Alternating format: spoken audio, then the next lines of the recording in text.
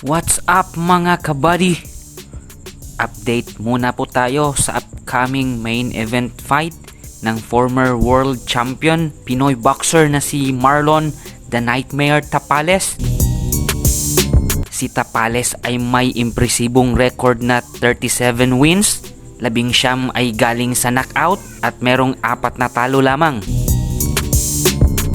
Ang makakalaban niya ay si Natapong Jancaeo na may kartadang 12 wins, 8 panalo ay galing sa KO at merong 3 talo lamang.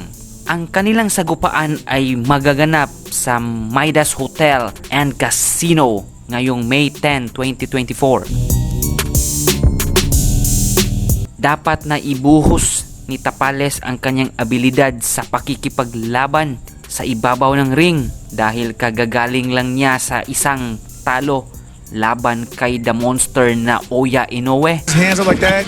Inoue would throw a shot and then hook. Tapales. And can he beat the... Ang laban ay may nakatayang belt sa WBC, Asian Continental Super Bantamweight Division. Ibig sabihin po mga kabady na hindi basta-basta si Jancaeo dahil hindi naman makakaabot ang isang ordinaryong boksidor sa laban na mayroong nakatayang titulo kung hindi ka or hindi siya magaling. Agree ba kayo mga kabady?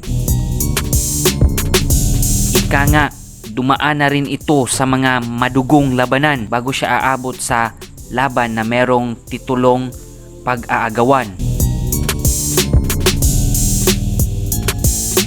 Sana naman ay todo-todo ang preparasyon ang ibinuhos o inihanda sa kampo ni Marlon Tapales. Si Jancaeo ay pang-7 sa ranking sa kanilang lugar sa Thailand. Ito po ay base sa boxrec.com, habang si Tapales naman ay pang-2 sa Pinas at pang-6 sa world rankings. Ito po ay sa Super Bantamweight Division. Sa pagpapatuloy po mga kabady, bago maganap ang main event ni Tapales versus Jancaeo ay sasalang rin ang paboritong boxer ng mga Pinoy na si Raymart Gabalio kontra sa Meksikano na si Kenbon Torres. Si Gabalio ay may 27 wins, 22 wins coming from KOs at may isang talo lamang po galing sa Pinoy rin na si Filipino Flash Nonito Donaire. Habang ang makakalaban niya ay may record na 13 wins, 9 wins coming from KOs at may 5 talo. Mga kabady, bago ko tatapusin ang videong ito, paki-like and subscribe po sa aking channel.